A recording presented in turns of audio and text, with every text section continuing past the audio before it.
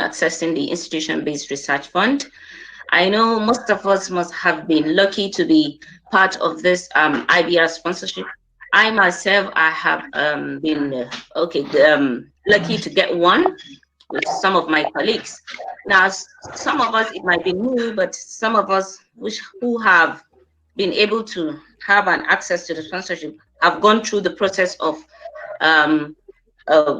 trying to access the IBR funds. So today we're going to look at very few slides on tips on accessing the institutional-based research fund. Now, before we go further, I just want to take us back and tell us a little brief on the background of the TETfund. Then we'll now look at the research, how the research funds, which the TETfunds are very concerned on with the academic staff, and then we'll now look at the structure of the guideline. So for the background, TETfund was established by the Tertiary Education Trust Fund Act in 2011 to administer and disburse to federal and state tertiary education institutions the 2% education tax charged companies operating in Nigeria.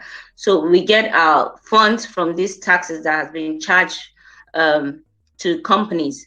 So the focus of TETfund is research and publications, among other things, academic training and development, which is most of our concerns, apart from the structures they build in, and then other interventions TETfunds give access to tertiary institutions. Now, the research funds. One of the strategies of TETfund is promotion of research in public tertiary institutions in Nigeria, particularly universities, polytechnics, and colleges of education. TETfund does this through two types of research funds. That is fund for the institution-based research, that's IBR, which we're going to talk on today, and then the National Research Fund, the NRF, which has just gone by, where some of us were able to submit their concept notes. Now, looking at the structure of the guideline is developed to increase access of researchers to the institutional-based research fund of the TETfund, and then improve implementation of researches by the researchers, as well as provide for a more effective coordination of the IBR research. Okay, now let's go through the items based on how to access and then utilize the IBR fund. So the first item we have is the fund and how it's going to be disbursed. Then the thematic areas for the IBR, we'll look at the eligibility criteria and then submission of the research proposals. Okay, then later on, it will be good you have a checklist of the documents for submission of the approved proposals to TETfund by the researchers. Now, looking at how to access and utilize the IBR fund, first thing we have is the disbursement of the fund. So TETfund does that by giving allocation for IBR annually, and then it's domiciled in TETfund. It's only released for execution when the approvals have been approved. So the approvals has to go through channels, to be precise. It goes through the Institutional Research Committee, and then if it's approved, you put in some documents which will be listed later and then sent to TETfund. Now, what they normally do is they give a maximum of 2 million naira is approved for any project under the IBR sponsorship. And then that fund is disbursed in tranches. You have 85% given to you. That's before commencement of the project, and then 15% after submission of the final report to show that you've really undertaken the research. And then looking at the thematic areas for the IBR, so there's no restriction in the thematic areas. So if you're in the arts, humanities, science, technology, education, or what have you, you're okay to go for the IBR funds. And then eligibility criteria, lecturers in all public tertiary institutions in Nigeria are eligible to access the IBR fund. And then, but the research, should be noted, must be conducted in the submitting institution. Now, how does the submission of this research proposals is being conducted? We're going to look at that. So I said before, it's in 2 levels, okay? So after going through the process of trying to put up with your proposals, you're happy this is what you want to work on. Now you have to submit your proposals first to the institution committee. Definitely the institutions, they have to put up with committees that are concerned with research, just like what we have our research and innovation directorate. So it has to go through a committee which they're going to come up with, who will screen the proposals based on this listed criteria we have here. So they are going to look at the quality of content of the proposal by accessing the executive summary, title, introduction, objectives, literature review, methodology that can be replicated, including methods of data analysis, detailed work plan, including estimated dates of commencement and completion, detailed budget. We'll make sure it's not exceeding 2 million naira. Then approved proposal shall be given back to the researchers where there are corrections, and then you have to effect it and return it back. Such proposals shall be vetted by the ICR, that's the Institutional Committee for Research, for compliance, and thereafter signed by the chairman of the committee. Now, the approved proposal shall be submitted in 5 copies to TETfund using the address of the executive secretary, and then later on you have to send 5 copies of the soft, proposals via email to the address of the executive secretary, which is ogoros@tetfund.gov.ng. Now, after you've done that, you've gone through all those processes, you're happy to say your proposal is almost on the way. You have to have a checklist of documents for submission of approved proposals by your committee. Now, that's the institutional based committee to TETfund by the researchers. So first things first, you have to have, there are 5 items here. The first thing is having a covering letter to TETfund by your PI. Your PI is the principal researcher through the head of your department, the chairman of the institutional committee on research, and then the head of institution or the representative requesting for funding for the approved proposal. That's 1. 2, you have to get hold of the minutes of the meeting which was done to approve your proposal. And then 3, you have to have an evidence of the approval of proposed research project by the ICR. So you have a page which clearly states that the research has been screened by the ICR and considered worthy of submission to TETfund for funding. Okay, definitely you have to make sure it is signed by the chairman of the ICR committee. Then we said earlier, 5 copies of that approved research proposal and the prescribed format should be completed, and then indicating the expected date of commencement and completion. You have to have definitely your CV has to follow in, and then all documents should be neatly bound and paginated for ease of reference and filling, and to avoid loss of loose documents. So that's for the checklist. All these have to be put in place before you do your final submission. Now, submission to TETfund. These are, first things first, we're going to look at the proposal submission. Now, the proposal will first all be screened, we said, but it has to go through a form. So I have at the annex, I have about 3 forms which I'm going to share with you. So you go through the proposal, you have a proposal format where you have a template for that, a form. Now, the submission must be accompanied by the full complement of the required document as mentioned, as indicated under the checklist, right? Then submissions that are not accompanied by required document definitely would not be considered.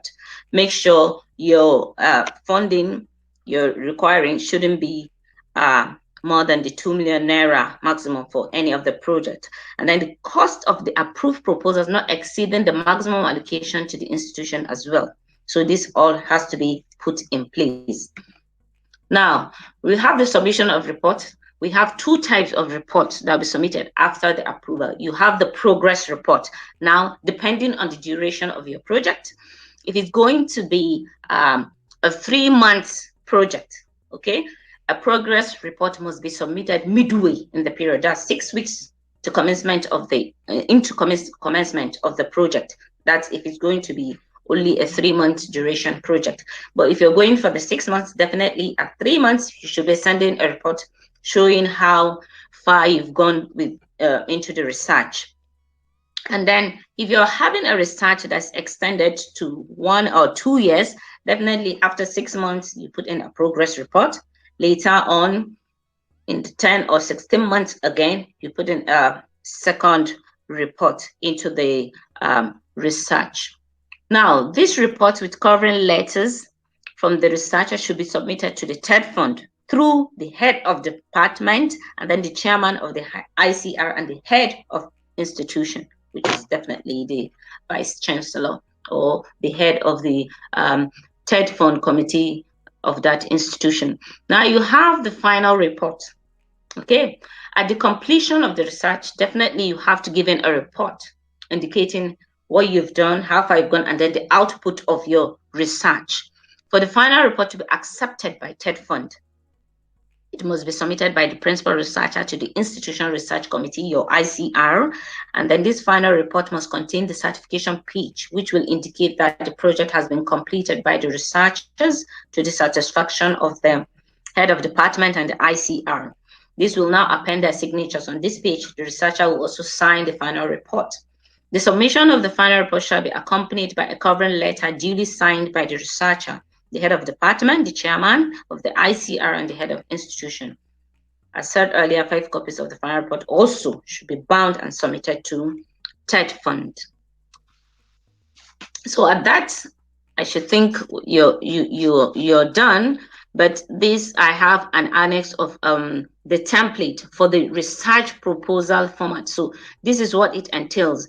You have about 1, 2, 3, 4, 5, 6, 7, about 8 to 9 rows where you give the profile of the PI, and then the co-researchers comes into your project title. You give the summary, introduction, problem statement, objective of the study, the literature review, methodology at the end, and then later on you have your signatories where you have the principal researcher, the PI, head of department, chairman of IC, and the head of institution have to endorse before you submit.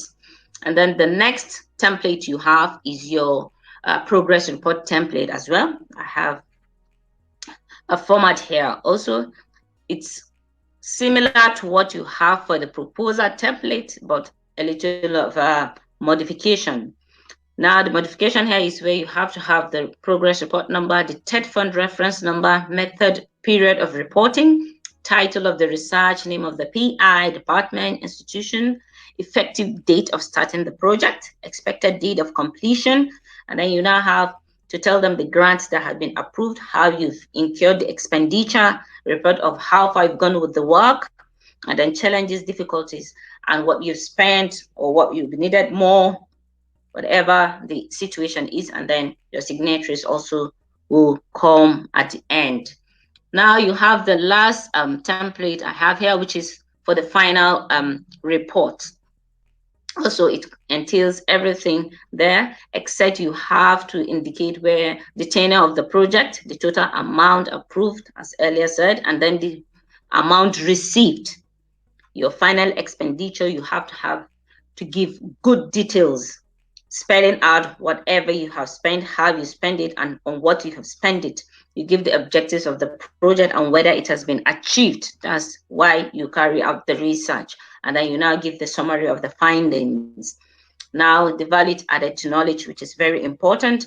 And then you give us the challenges, difficulties, experience in implementing the project. Definitely your, some will be lucky to have published, which is required. It's a very important requirement. You now attach your publications based on the conducted research. Now, summary of this IBR fund process. If you're successful, fine, you've gone through it, you're successful. If no, which we're not hoping or praying for, you try another attempt. Now, to try that another attempt, you have to wait for the call for the IBR proposals. You prepare your proposals, you go through the submission process.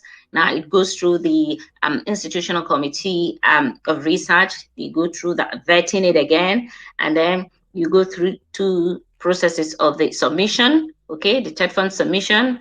Then, fingers crossed, if it's approved, fine. If no, you go back to the process again. So I think without wasting much of your time, this is what I have for you this morning. Thank you so much, everyone.